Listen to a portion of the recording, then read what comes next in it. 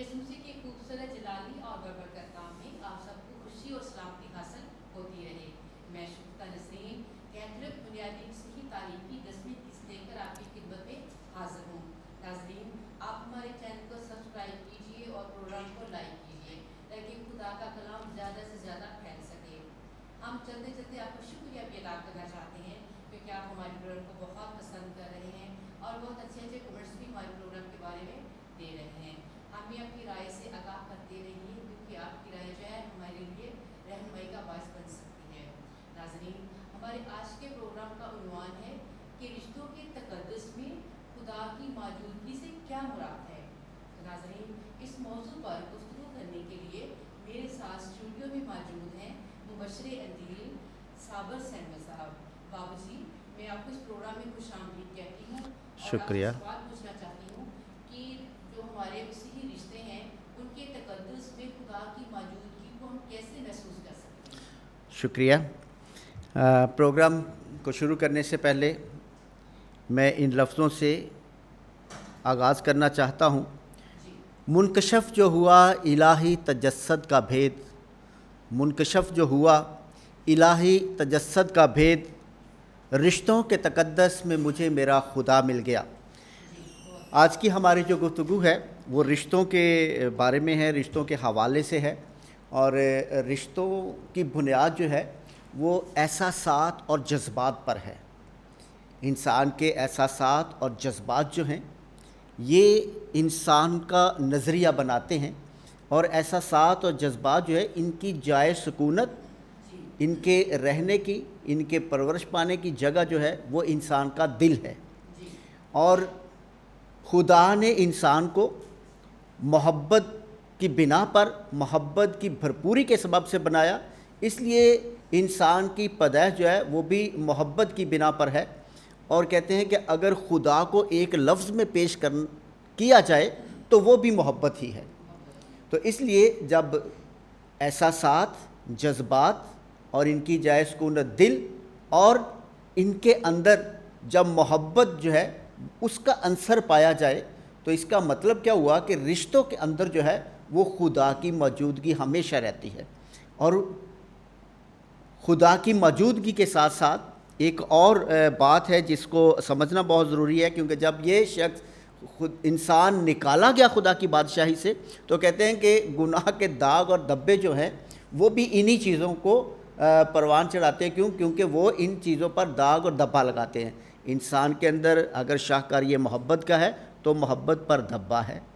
इंसान के एहसासात और जज्बात जो हैं ये शैतान और उसकी कुव्वतें जो हैं वो इसको दागदार बनाती हैं और वो भी गैर मरई कुव्वतें जो हैं उनके सबब से ही इन एहसासात को वो क्या कहते हैं कि दागदार बनाती हैं। जैसे वो कैसे हसद, नफ़रत, तकब्बर, गुस्सा, अना, ये सारी चीज़ें जो हैं ये भी इसकी जाए सुकूनत भी इंसान का दिल है। और यहीं से जो है जैसे कहते हैं ना, एक वक्त में कुएं से दो तरह का पानी नहीं निकल सकता, ठीक है ना। अगर कड़वा है तो कड़वा निकलेगा, अगर मीठा है तो मीठा निकलेगा। लेकिन एक ही कुएं से वक्त के साथ दो तरह का पानी निकल सकता है। एक वक्त में कड़वा है, दूसरे वक्त में मीठा है। ऐसा मुमकिन है क्योंकि हम देखते हैं बाइबल मुक़द्दस में भी अगर हम देखना चाहें, जब बनी इसराइल कौम जो है वो मारा के मकाम पर पहुंचती है तो वहाँ एक कुआं था जिसका पानी कड़वा था। और फिर मूसा को कहा गया कि ये दरख्त जो है इस दरख्त की टहनियों को काट और इस कुएं में डाल। तो उसके बाद जब पानी निकाला तो वही पानी मीठा हो गया। तो इसी तरह से हमारा दिल जो है ये भी इसी तरह से है कि जब इसमें खुदा के कलाम की पाकीज़गी और खुदा की मौजूदगी तो इस कायनात और ख़ानदान को खूबसूरत बनाने का अमल इससे निकलता है। जैसे हमारी ज़ुबान एक ही वक्त में जब हम खुदा की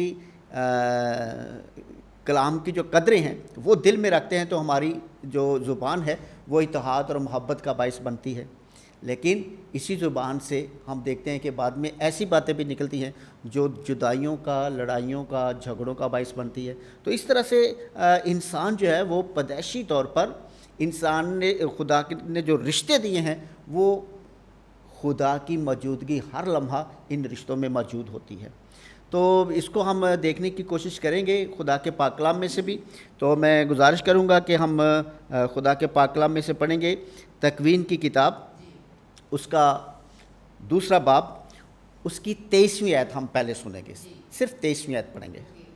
اور انسان نے کہا اب یہ میری ہڈیوں میں سے ہڈی اور میرے گوشت میں سے گوشت ہے، وہ ناری کہلائے گی کیونکہ نر سے نکالی گئی۔ ہاں، یہ آیت بہت ہی خوبصورت ہے جو انسان کو انسان کی پہچان کرواتی ہے، اور کہتے ہیں کہ خدا نے ہوا کو بنانے کے لیے علیحدہ سے مٹی نہیں لی، بلکہ آدم ہی سے اسے نکالا گیا تاکہ آدم کو اور ہوا کو محسوس ہو کہ مرد اور عورت جو ہیں وہ ایک دوسرے کو مکمل کرتے ہیں، اور مکمل انسان خدا نے بنایا خاندان کی صورت میں۔ اور یہ میری ہڈیوں میں سے ہڈی، یہ قبولیت کا سب سے بڑا نشان ہے، اور خدا جو ہے قبولیت کا پہلا قدم ہے۔ اگر قبولیت نہیں ہماری زندگی میں تو خدا نہیں ہماری زندگی میں، اور کوئی ایسا رشتہ نہیں ہے جس کی بنیاد قبولیت نہ ہو۔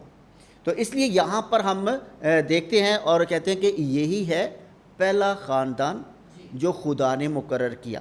اس لیے ہم دیکھتے ہیں کہ یسوع مسیح کے ساتھ ایک سوال ہوتا ہے پاک نکاح کے حوالے سے، تو یسوع مسیح اسی کی طرف اشارہ کرتا ہے کہ تم نہیں جانتے کہ ابتدا میں کیا تھا، میرے باپ نے کیا کیا، آدم اور ہوا کو بنایا اور انہیں برکت دی، اور وہی عمل پاک نکاح کے وقت جو ہے وہ گرجا گھر میں دہرایا جاتا ہے۔ بلکہ یسوع مسیح ایک لفظ کا اضافہ کر دیتا ہے، کہتا ہے پس جس سے خدا نے جوڑا ہے اسے کوئی انسان جدا نہ کرے۔ یہ ہے پہلا قانون، یہ ہے پہلا رشتہ جو خدا نے انسان کے درمیان میں انسان کے لیے مقرر کیا۔ کہتے ہیں کہ پہلا تو یہ کہ خدا خالق ہے اور یہ کائنات مخلوق ہے، تو یہ تو خدا کا اور مخلوق کا رشتہ ہو گیا، لیکن انسان کا انسان کے ساتھ جو پہلا رشتہ ہے وہ یہی رشتہ ہے، یہ تمام رشتوں کی ماں ہے جو یہ رشتہ، اور اسی رشتے سے دنیا جہان کے رشتے نکلتے ہیں، ساری دنیا جہان کے رشتے یہی سے نکلتے ہیں۔ اگر یہ رشتہ جو ہے اس کی برکت جب نمایاں ہوتی ہے تب کوئی باپ بنتا ہے، کوئی ماں بنتی ہے، کوئی دادا بنتا ہے، کوئی دادی بنتی ہے، کوئی نانا بنتا ہے، کوئی نانی بنتی ہے، کوئی چاچا بنتا ہے، کوئی حالانکہ زمین پر جتنے بھی رشتے ہیں پہلا رشتہ اور تمام رشتوں کی ماں جو ہے وہ یہی رشتہ ہے جو خدا نے آدم اور ہوا کو رشتہ دیا، اور جو آج بھی پاک نکاح کے سبب سے 2 اشخاص کے، نوجوان لڑکا اور لڑکی کے درمیان میں رشتہ بنتا ہے۔ تو یہ وہی رشتہ ہے جو تکوین میں دیا گیا۔ آگے ہم آیت نمبر 24 دیکھتے ہیں۔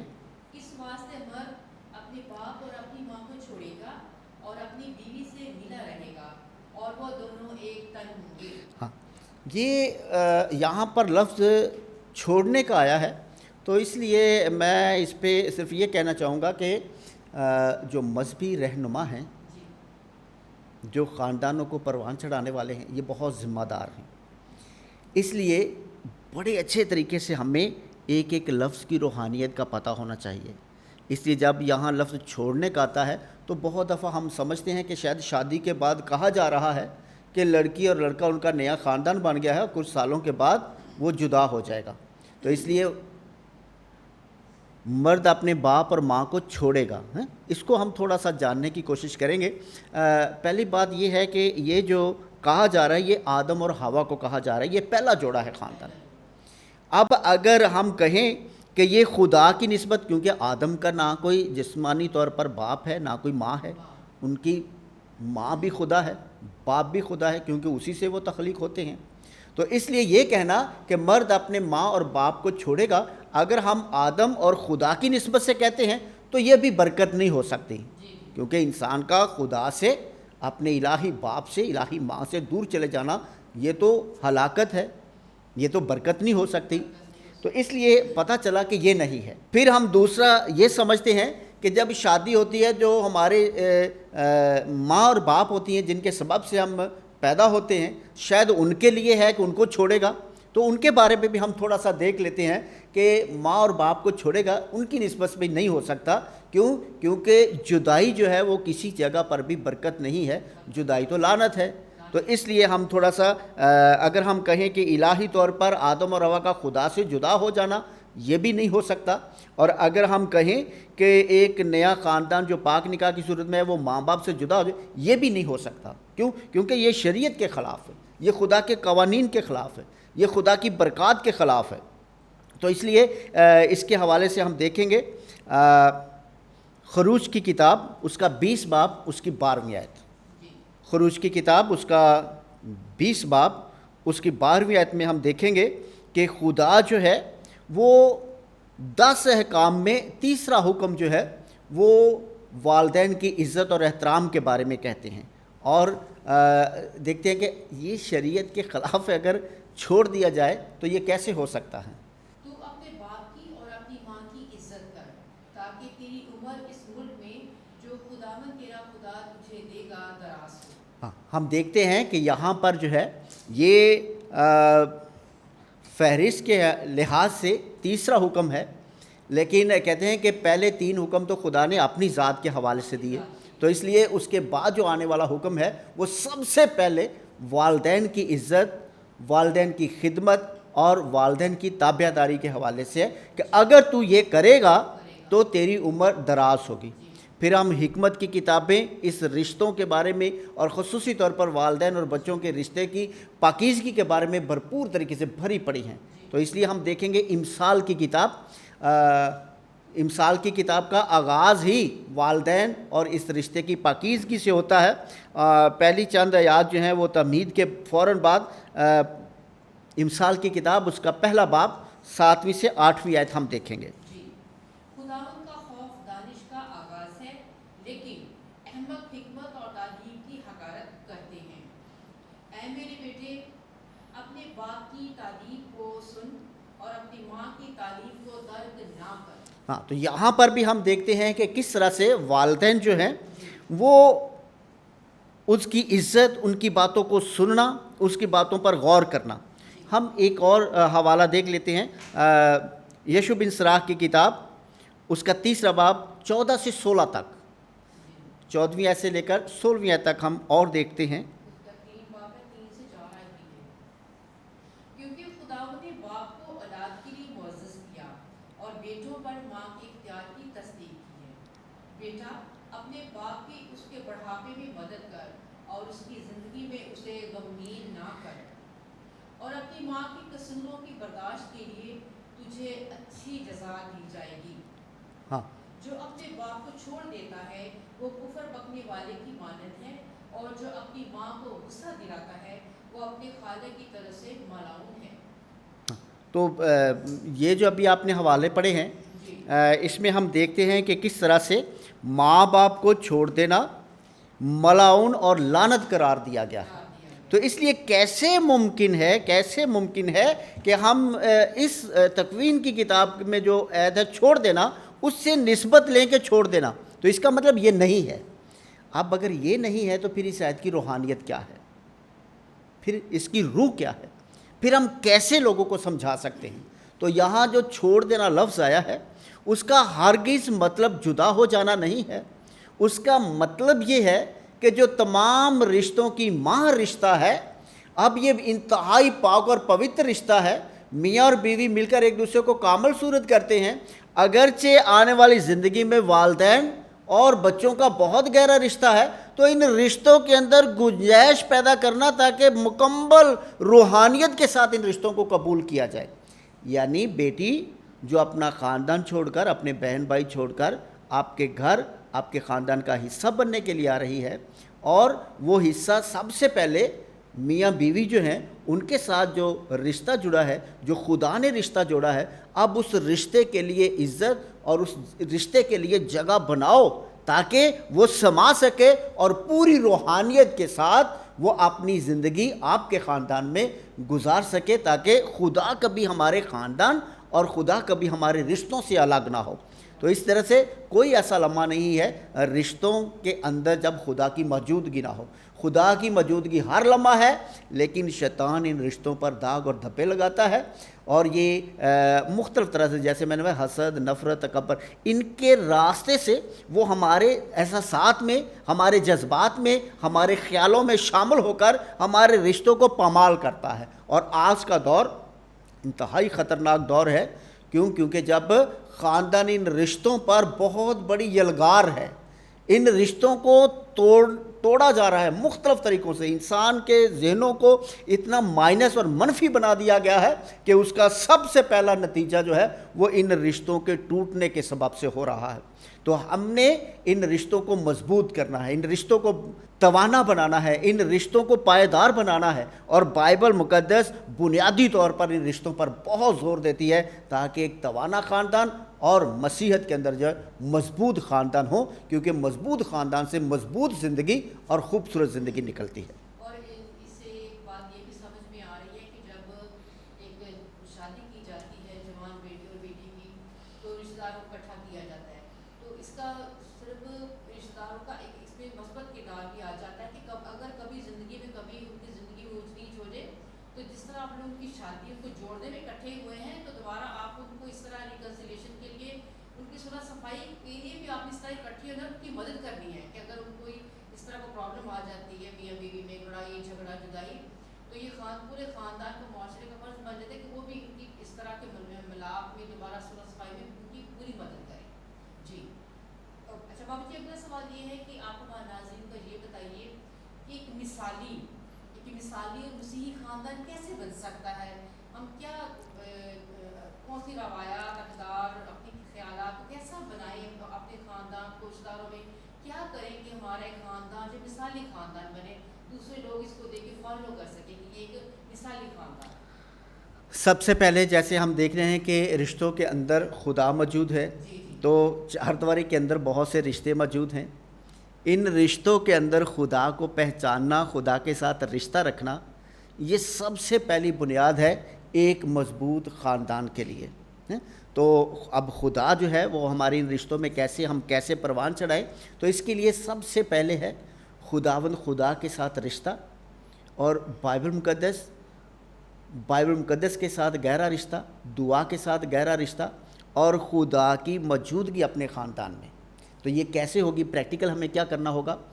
پریکٹیکل طور پر انجیلی اقدار جو ہیں ہمیں فروغ دینا ہوگا، خاندانی طور پر ہمیں وقت دینا ہوگا، اپنے بچوں کے ساتھ ہمیں وقت گزارنا ہوگا، اور خدا کو اپنے خاندان میں شامل کرنا ہوگا دعا کے وسیلے سے، کلام پڑھنے کے وسیلے سے.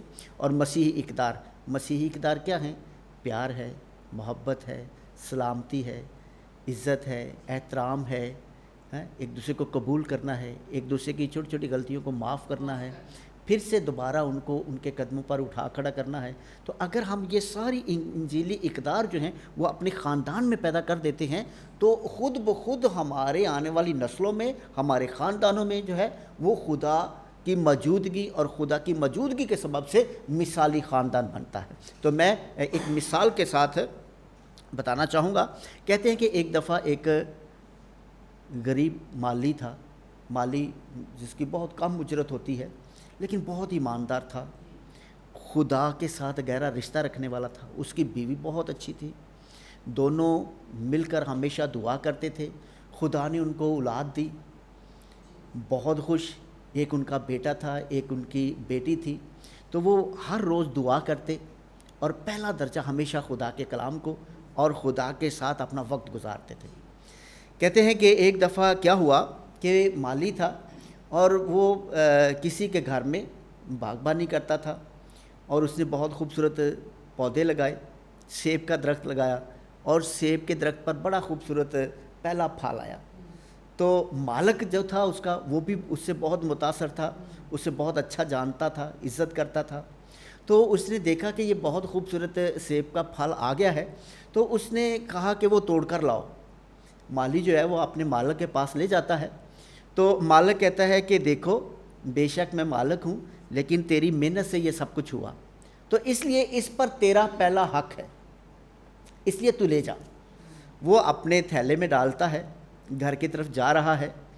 اور راستے میں سوچتا ہے کہ میری بیوی جو ہے وہ بچوں کے لیے اتنی فکر کرتی ہے، میں ادھر ہوتا ہوں، وہ کھانا بنانا، گھر کی صفائی کرنا، کام کرنا، سارا کام بڑی محنت سے کرتی ہے، تو اس لیے مجھ سے زیادہ اس کو ضرورت ہے کہ یہ سیب میں اسے دوں گا۔ تو وہ لے جا کر اپنی بیوی کو دیتا ہے، پیش کرتا ہے۔ اب وہ جو اس کی بیوی ہے وہ سوچتی ہے کہ میرا جو بڑا بیٹا ہے وہ اسکول جاتا ہے، پڑھتا ہے، اتنی محنت کرتا ہے، تو یہ جو پھل ہے یہ اس کے لیے زیادہ ضروری ہے، وہ پڑھے گا، لکھے گا اور اس پھل کو کھائے گا، اس کی صحت کے لیے، اس کے ذہن کے لیے، اس کی زندگی کے لیے یہ بہت اچھا ہے، اس لیے وہ رکھ لیتی ہے۔ تو کہتی ہے کہ جب میرا بیٹا آئے گا تو میں اس کو دوں گی۔ اب جب بیٹا آتا ہے تو وہ اس کو سیب دے دیتی ہے کہ بیٹا یہ میں تیرے لیے رکھا ہے تو تو اس کو کھا لے۔ اب وہ اپنے ذہن میں سوچتا ہے، کہتا ہے کہ میری بہن کتنی پیاری ہے، تو میں اس سے بہت پیار کرتا ہوں، تو اس لیے بجائے اس کے کہ یہ سیب میں کھا لوں تو میں اپنی بہن کو دوں گا تحفے کے طور پر، تاکہ وہ اسے کھائے، مجھ سے زیادہ اس کو زیادہ ضرورت ہے۔ ہاں، محبت ہے نا۔ اب ہم دیکھتے ہیں تو کیا کرتا ہے کہ وہ بیٹا اپنی بہن کو وہ سیب دے دیتا ہے۔ جب بہن کو سیب دے دیتا ہے تو بہن اس کی سوچتی ہے کہ میرے لیے تو میری ماں ہی سب کچھ ہے، وہ کتنی ہماری فکر کرتی ہے، کتنا جو ہے وہ ہمارے لیے محنت اٹھاتی ہے، تو اس لیے یہ سیب جو ہے وہ میں اپنی ماں کو دے دوں گی۔ تو وہ پھر سیب جو ہے وہ ماں کے پاس آتا ہے۔ جب وہ ماں کے پاس آتا ہے تو وہ سیب لے کر وہ اپنے خاوند سے بات کرتی ہے، وہ کہتی ہے کہ یہ دیکھیں یہ سیب تو دوبارہ میرے پاس آ گیا ہے، یہ آپ نے مجھے دیا تھا تو میں نے تو بیٹے کو دیا تھا کہ چلو میں اسے دوں گی۔ تو وہ خدا کا شکر کرتا ہے، تو کہتا ہے کہ آؤ سب مل کر ہم بیٹھتے ہیں۔ وہ سب مل کر بیٹھتے ہیں اور پھر وہ سارا پوچھتے ہیں کہ یہ کیسے سیب دوبارہ یہاں پر آ گیا، ماں کے پاس کیسے آ گیا۔ تو وہ سب پتہ چلتا ہے، سب شیئر کرتے ہیں کہ میں نے سمجھا تھا اس کو زیادہ ضرورت ہے، میں نے سمجھا تو اس کو زیادہ ضرورت ہے۔ وہ کہتے ہیں کہ آؤ خدا کا شکر ادا کریں کہ خدا نے یہ خوبصورت کلام کی قدریں، احساسات اور جذبات جو ہیں ہماری پاکیزگی سے بھرے ہیں، اس لیے خدا ہمارے ساتھ ہے۔ تو آؤ ہم اس کو 4 ٹکڑے کرتے ہیں، اور انہوں نے 4 ٹکڑے کیے اور سب نے ایک ایک پیس کھایا اور خدا کا شکر ادا کیا۔ یہ ہے مثالی خاندان۔ یہ ایک ہی وجہ سے، ایک ہی بنا پر جو ہے وہ قائم ہو سکتا ہے، اور وہ ہے جب ہم اپنے رشتوں کے اندر خدا کی پاکیزگی اور خدا کی موجودگی جو ہے اس پر ایمان رکھیں اور اس کا تجربہ کرتے جائیں، تو مثالی خاندان بنتا چلا جائے گا۔ اچھا بابو جی، اگلا سوال یہ ہے کہ کلیسیا کی اکائی خاندان ہے جو کہ پاک نکاح سے وجود میں آتا ہے، تو آپ اس کی روحانیت کے بارے میں ہمارے ناظرین کو کچھ بتائیں۔ ہاں، پاک نکاح وہی عمل ہے جو ابھی ہم نے تکوین کی کتاب میں دیکھا۔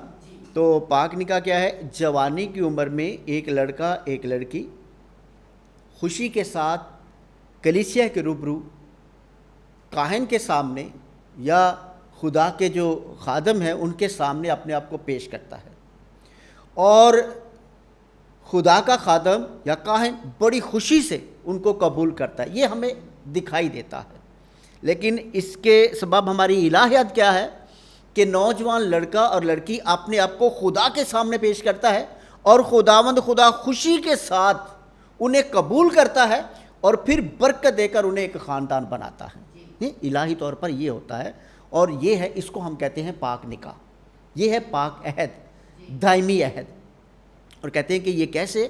کہ جب خدا ان کو اپنی قبول کرتا ہے تو کہتے ہیں کہ خدا اپنی صفات ان کو بخشتا ہے، اپنی صفات، اپنی ذات کی صفات۔ کیسے؟ ہم دیکھتے ہیں، ہمارا ایمان ہے کہ خالق خدا ہے، اس کے علاوہ کوئی خلق نہیں کر سکتا، خدا ہی خلق کرنے والا ہے۔ لیکن ہم دیکھتے ہیں کہ پاک نکاح کے بعد خدا بہت بڑا فضل دیتا ہے اولاد کا، بہت بڑا تحفہ دیتا ہے اولاد کا۔ اب انسان کو خلق کرنے والا کون ہے؟ خدا۔ لیکن خدا کبھی بھی درختوں پر بچے کو نہیں پیدا کرتا، پتھروں سے بچوں کو پیدا نہیں کرتا، بلکہ ماں اور باپ کے سبب سے پیدا کرتا ہے کہ اگرچہ میں خالق ہوں اور دیکھ کہ میں تجھے قبول کرتا ہوں تاکہ تو میری تخلیقی قوت میں شامل ہو جائے۔ تو اس لیے پاک نکاح بہت بڑا بھید ہے، خوشی کا بھید ہے، شادمانی کا بھید ہے کہ خدا نے آپ کو قبول کیا اور اپنی صفات جو ہیں وہ آپ کو بخشی کہ خدا خلق کرنے والا ہے اور وہ خلق کرنے میں بھی آپ کو استعمال کرتا ہے، شامل کر رہا ہے، اپنی صفات آپ کو بخشتا ہے۔ تو اس لیے یہ ہمارے لیے بہت بڑا بھید ہے۔ پھر ہم دیکھتے ہیں کہ کس طرح سے خدا اپنی صفات دیتا ہے، کہ ہم کہتے ہیں کہ خلق کرنے والا بھی خدا ہے اور تمام خلق کی گئی کائنات کو قائم رکھنے والا بھی خدا ہے، خدا ہے۔ تو اس لیے ہم دیکھتے ہیں کہ کیا ہوتا ہے، اگر ایک دن کا بچہ ہو، اس کو کمرے میں بند کر دیا جائے، وہاں پر آپ اس کی ضرورت کی چیزیں رکھ دیں، دودھ رکھ دیں، ارک رکھ دیں، جو بھی اس کو چاہیے رکھ دیں، تو دروازہ بند کر دیں، دروازہ بند کر دیتے ہیں، اور کیا ذرا سوچ کر بتائیں کیا خدا کمرے میں موجود ہے؟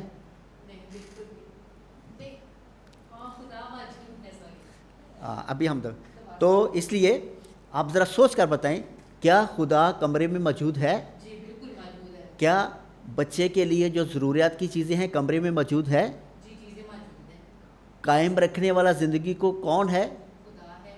خدا بھی موجود ہے، کھانے پینے کی چیزیں بھی وہاں پر موجود ہیں۔ ایک ہفتے کے بعد آپ جاتے ہیں، دروازہ کھولتے ہیں، کیا بچہ زندہ ہوگا کہ مر جائے گا؟ مر جائے گا۔ ہاں، حالانکہ خدا خالق ہے، سب کچھ چیزیں مہیا کی ہیں، تو اس کے باوجود بچہ مر جائے گا۔ کیوں؟ کیونکہ خدا جو ہے وہ قبول کرتا ہے پاک نکاح کے سبب کہ دیکھو میں تمہیں اپنی الہی قوتوں میں، اپنی صفات میں شامل کرتا ہوں، خالق بھی میں ہوں، خلق کرنے والا بھی میں ہوں، لیکن وہ والدین کو اپنی صفات دیتا ہے، قائم رکھنے والا بھی میں ہوں، لیکن وہ ماں باپ کے ہاتھوں کو برکت دیتا ہے، استعمال کرتا ہے کہ میں زندگی دینے والا ہوں، لیکن خوش ہو اور شادمان ہو کہ میں تیرے ہاتھوں سے زندگی کو پروان چڑھاؤں گا۔ اس لیے ماں اور باپ کے جو ہاتھ ہیں یہ بہت خاص ہیں۔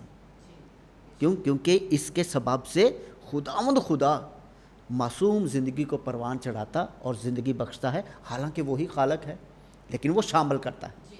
پھر ایک اور بہت گہری بات ہے کہ اگرچہ اس کائنات میں کہتے ہیں کہ جب پیدائش ہوتی ہے، چھوٹی چیونٹی سے لے کر بڑے بڑے ڈائناسور جو اس دنیا میں اب نہیں رہے، کہتے ہیں کہ پیدائش کے وقت جو ہے وہ سب سے کمزور ترین جو ہے وہ انسان کا بچہ ہوتا ہے، وہ سب سے کمزور ہوتا ہے، کیونکہ کہتے ہیں کہ کچھ ایسے جاندار ہیں جن کو چند گھنٹوں کے بعد پتہ چل جاتا ہے کہ انہوں نے اس کائنات میں زندگی کیسے گزارنی ہے، کچھ کو کچھ ہفتوں کے بعد پتہ چل جاتا ہے کہ ہم نے زندگی کیسے گزارنی ہے، کچھ کو کچھ مہینوں کے بعد اس کائنات میں ہم نے کیسے رہنا ہے، کیسے ہم نے زندگی گزارنی ہے پتہ چل جاتا ہے۔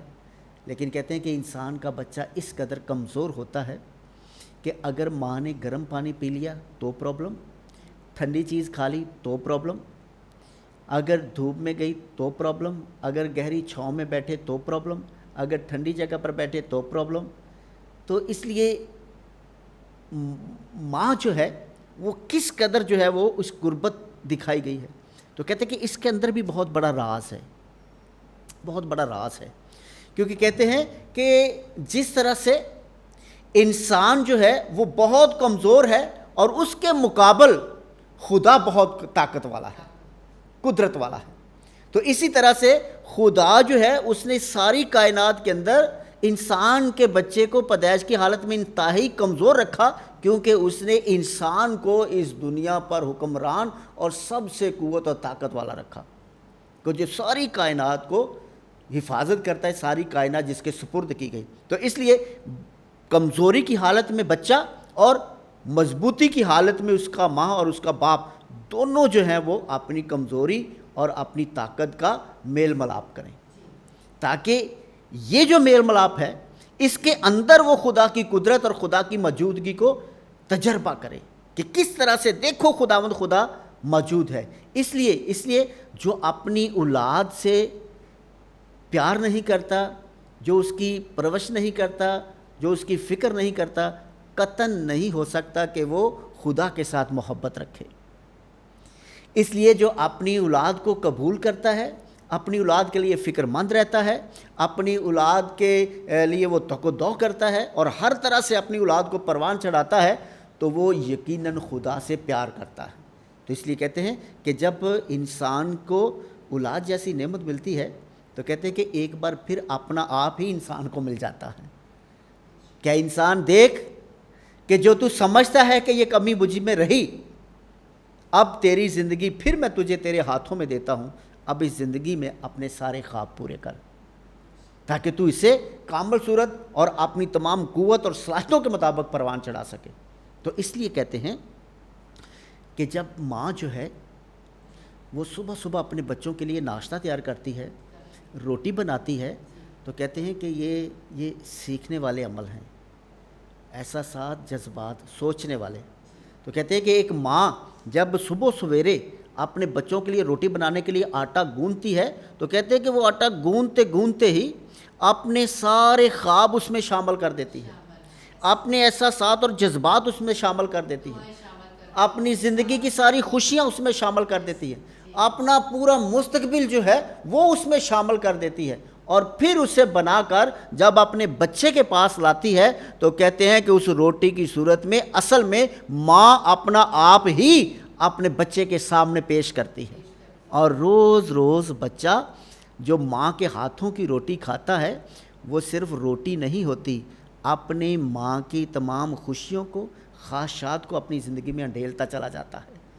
اور اگر وہ اس ساری چیزوں کو جانتا ہے تو پھر ہمیں پتہ چلتا ہے کہ ایک اولاد کا کیا فرض بنتا ہے کہ اس کے ماں اور اس کے باپ نے اپنا سارا کچھ سمو کر اپنے بچوں کی زندگی میں منتقل کر دیا ہے. اب مبارک ہے وہ اولاد جو اپنے ماں اور باپ کے خوابوں کو پورا کرتے ہیں, کیونکہ ماں نے تو روز روز اپنی شخصیت دی نا, تو کہتے ہیں کہ باپ وہ ہستی ہے جو اپنے کندھوں پر اپنے بچوں کو اٹھاتا ہے. تو کندھوں پر اٹھانے کا بڑا معنی ہے. کہتے ہیں کہ کندھوں پر اٹھانے کا مطلب کیا ہوتا ہے کہ باپ چاہتا ہے کہ جس چیز کو میں نہیں دیکھ سکتا میرا بیٹا اس کو دیکھے, جس بلندی پر میں نہیں جا سکا میرا بیٹا ان بلندیوں پر جائے. اور واحد کہتے ہیں کہ باپ ہے جو اپنے سے آگے بڑھ جانے پر خوشی اور شادمانی محسوس کرتا ہے کہ میرا بیٹا مجھ سے بڑا ہے. تو اس لیے یہ بہت مقدس رشتے ہیں. تو تمام رشتوں کے اندر, کیونکہ ہمارے پاس اتنا وقت نہیں ہے, تمام رشتوں کی بنیاد جو ہے وہ احساسات, جذبات ہیں, اور ان کی جائے سکونت دل ہے, اور جو دل ہے اس میں خدا کا بسیرا ہے. تو یہ تینوں چیزیں جب مل جاتی ہیں تو پھر ہمیں اس جو ہمارا پروگرام ہے اس کی سمجھ آتی ہے کہ رشتوں کے تقدس میں خدا موجود ہے اور وہ موجود رہتا ہے. ہاں جی. اگلا سوال ہے کہ پاک خاندان ہے جو ہولی فیملی اس کو کہتے ہیں, پاک خاندان ہمارے لیے کیسے تکلیف کا باعث بن سکتا ہے, یعنی کہ ہم جو ہے اب پاک خاندان ہولی فیملی کو کیسے فالو کر سکتے ہیں, آپ اس کے بارے میں ہمارے ناظرین کو تھوڑا سا بتائیں, سمجھائیں. ہاں, ہماری باتوں کے بعد یہ بہت خوبصورت آپ نے بات کی. پاک خاندان, پاک خاندان اصل میں مرکز ہے راست بازی کا. راست بازی سے مراد یہ نہیں کہ جو میں چاہتا ہوں وہ کرنا, راست بازی اس میں نہیں ہے اپنی خواہشات یا جو میں سمجھتا ہوں وہ کرنا نہیں. راست بازی اس میں پوشیدہ ہے کہ میرا خالق اور میرا مالک جو مجھ سے چاہتا ہے میں وہ کروں. تو اگر وہ کرنا شروع کر دے تو یہ ہے راست بازی. تو ہم دیکھتے ہیں پاک خاندان راست بازی کا مرکز اور سرچشمہ ہے. حالانکہ ہم دیکھتے ہیں ولی یوسف بائبل مقدس میں شاید ہی کوئی لفظ ہے جو اس کی زبان سے ادا ہو, کوئی نہیں ہے. اس لیے اسے خاموش مقدس, اور ہم کہتے ہیں کہ ذرا تھوڑا سا سوچ کر دیکھو, آنکھیں بند کر کے ذرا مقدس یوسف کی زندگی پر دھیان و گیان کر کے دیکھو کہ وہ کس قدر قدم قدم پر اور پوری نجات کے منصوبے میں ہم دیکھتے ہیں کہ وہ ایسا کردار ہے جو سب کے لیے مثال بن گیا کہ دیکھو راست بازی اس میں نہیں کہ میں کیا چاہتا ہوں، راست بازی اس میں کہ میرا خدا مجھ سے کیا چاہتا ہے، کیونکہ اس نے مجھے خاص مقصد کے لیے پیدا کیا اس نے مجھے خاص مقصد کے لیے پیدا کیا، اور وہ مقصد کو پورا کرنا انسان کی راست بازی ہے۔ اور مقدس یوسف جو ہے وہ اس کا پیکر ہے، پہلا پیکر ہے کہ کس طرح سے اس نے خدا کی مرضی کو پورا کیا۔ پھر ہم دوسرا فریق دیکھتے ہیں، مقدسہ مریم، کہ کیسے ہم امیج نہیں کر سکتے، کہ ہم سوچ نہیں سکتے کہ کیا کیا کنڈیشن اور کیا کیا پریشانیاں اور کیا کیا تکالیف وہ دیکھتی ہے کہ مستقبل میں ہو سکتی ہے، لیکن اس کی کیا آواز آتی ہے، میرے لیے تیرے قول کے موافق ہو۔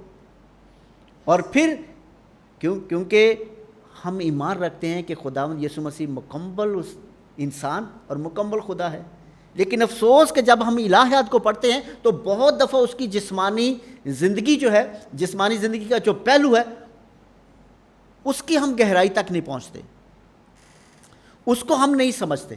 تو اس لیے ہم دیکھتے ہیں یہاں پر ہم اس خاندان کو دیکھ رہے ہیں جو مکمل طور پر انسانی صورت میں ہم دیکھ رہے ہیں، یسوع مسیح کی یہاں پہ جو جسمانی صورت ہے، جو اس کی حالت ہے، اس کو ہم دیکھ رہے ہیں۔ تو کس طرح سے باپ اور ماں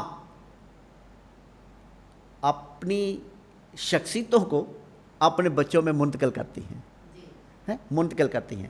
اس لیے میں نے بتایا کہ مقدس یوسف خاموش کہ میری نہیں، بلکہ وہ جو چاہتا ہے اسی کی مرضی، میں اپنی مرضی سے کوئی قدم نہیں اٹھاؤں گا، اپنی خواہش سے کوئی قدم نہیں اٹھاؤں گا۔ تو یسوع مسیح کی زندگی کا خلاصہ کیا ہے؟ اے باپ میری نہیں بلکہ تیری مرضی پوری ہو۔ میں اپنی مرضی سے ایک قدم بھی نہیں اٹھاتا، بلکہ جو میرا باپ کہتا ہے میں وہی کرتا ہوں۔ الہی طور پر خدا باپ سے اور خاندانی اور انسانی طور پر حضرت یوسف سے ہی یہ باتیں منتقل ہوئی تھیں۔ انہوں نے ہی اپنی زندگی یسوع مسیح میں منتقل کی تھی، اپنے خواب منتقل کیے تھے، اپنے احساسات منتقل کیے تھے، اپنی شخصیتوں کو منتقل کیا تھا، اور پھر وہی چیز ہمیں دکھائی دیتی ہے۔ مقدسہ مریم کی راست بازی کی جھلک، میرے لیے تیرے قول کے موافق ہو، اس لیے نہیں کہ میں چاہتا ہوں کہ یہ پیالہ مجھ سے ٹل جائے، بلکہ میری نہیں بلکہ تیری مرضی پوری ہو۔ یہ وہ پرسنالٹیز ہیں جو آج بھی روحانی طور پر اگر ہم اس کی روح کو سمجھ جائیں تو ہم اپنا آپ اپنے بچوں میں منتقل کرتے ہیں۔ اور مبارک ہے وہ اولاد جو اپنے والدین کے لیے عزت، خوشی اور فخر کا باعث ہو، جو اپنے والدین کے خوابوں کو پورا کرے، جو اپنے والدین کی ایک ایک دیکھے گئے خواب کی تکمیل میں اپنی خوبیوں اور صلاحیتوں کے مطابق اس کو پورا کرنے کے لیے اپنی زندگی جو ہے اس کو اپنی زندگی کا مقصد بنائے۔ تو یہ ہے پاک خاندان، تمام خاندانوں کے لیے تقلید کا باعث ہے، کیونکہ مرکز خدا اور پریکٹس کلام کی قدریں، اگر یہ ہو جائے تو پھر مثالی خاندان بننا اور پھر اس پاک خاندان کی روحانیت ہمارے گھروں میں آنا، ہمارے رشتوں میں آنا، سب کچھ ممکن ہے۔ جی بالکل ایسا ہی ہے کہ آج کل کے دور اگر حاضر کے تقاضوں کو دیکھا جائے، دور حاضر کے حالات اور واقعات کو دیکھا جائے، تو خاص طور پر جو مقدس یوسف ہیں وہ ایک پوری دنیا کے لیے ایک وفادار ترین شوہر کے طور پر ہمارا ایک بہت اچھا کردار سامنے آتا ہے کہ ہمیں خاص طور پر جو مرد حضرات ہیں چاہیے کہ ان کو فالو کریں پاک خاندان کے حوالے سے۔ تو یہ میں سمجھتی ہوں کہ پوری دنیا کے لیے آئیڈیل پرسنالٹی ہے، وفادار شوہر کی کا اتنا اچھا کردار ہے، شخصیت آپ سب کے سامنے ہے۔ تو میں آپ سب سے گزارش کروں گی اپنے بھائیوں سے کہ آپ ہر وقت مقدس یوسف کے جو کردار ہیں ان کی شخصیت اگر آپ سامنے رکھیں گے تو آپ یقیناً آپ کے خاندان میں وہی برکت، وہی بلیسنگ ضرور آئے گی۔ اچھا بابا جی، میرا اگلا سوال ہے کہ ہمارے بہت سے ایسے خاندان ہیں یا بہت سے ایسے جوڑے ہیں کہ جن کو ابھی تک اولاد جیسی نعمت نہیں ملی، تو ان کے لیے آپ انہیں کیا ایڈوائز کریں گے، آپ انہیں کیا سمجھائیں گے اس کے بارے میں؟ بالکل، ہم دیکھتے ہیں کہ خاندان کی تکمیل جو ہے وہ اولاد سے ہوتی ہے۔ ایک تو یہ ہم خاندان کے حوالے سے بات کرتے ہیں۔ دوسری بات جو بہت زیادہ سیکھنے والی، سمجھنے والی ہے، وہ یہ ہے کہ ہر شخص جو اس زمین پر آیا ہے وہ خدا کا خاص ہے، وہ منفرد ہے, اس جیسا کوئی نہیں, اور اس کی زندگی میں جو خدا نے اپنا مقصد رکھا ہے وہ کسی اور میں نہیں رکھا. تو اس لیے سب سے پہلے اپنے آپ کو سمجھ جانا شخصی طور پر. اس لیے ہم کہتے ہیں کہ بہت سارے ایسے خاندان ہیں جن کے پاس اولاد نہیں, لیکن اسی کے اپوزٹ اگر دیکھا جائے بہت سے ایسے بچے ہیں جن کے پاس ماں نہیں, باپ نہیں. ایک طرف ہے کہ والدین ہیں, ان کے پاس اولاد نہیں, دوسری طرف اولاد ہے, نہ ماں ہے نہ باپ ہے, جسے ہم یتیم کہتے ہیں نا. اب خدا جانتا ہے کیوں؟ کیونکہ وہ بچہ جو ہے وہ بھی خاص مقصد کے تحت اس دنیا میں آیا ہے. خدا نے اس کی زندگی میں بہت بڑا مقصد رکھا ہے, میں نہیں جانتا, خدا جانتا ہے, وہ اس مقصد کو پہچان سکتا ہے. تو اس لیے یہ سوچنا کہ شاید ہمارے ہاں بچہ نہیں ہے تو ہماری زندگی کا کوئی مقصد نہیں ہے, نہیں, آپ اپنی زندگی کے مقصد کو پہچانیں اور آپ بچے کو لے سکتے ہیں, وہ اپنی زندگی کو مقصد دے سکتا ہے. اور وہ بچہ مقصد نہیں دے گا, شاید کہ آپ نے یہ طریقہ ڈھونڈا کہ آپ نے بچے کو اڈاپٹ کیا, لیکن شاید کہ خدا کا منصوبہ ہے کہ وہ اس بچے کو آپ کے سبب سے پروان چڑھانا چاہتا ہے. تو اس لیے مایوسی کہیں پر نہیں ہے, نا امیدی کہیں پر نہیں ہے, بلکہ امیدوں کے دروازے ہر لمحہ بائبل مقدس اور خدا کا پاک کلام ہمارے سامنے کھولتا چلا جاتا ہے. بہت شکریہ بابو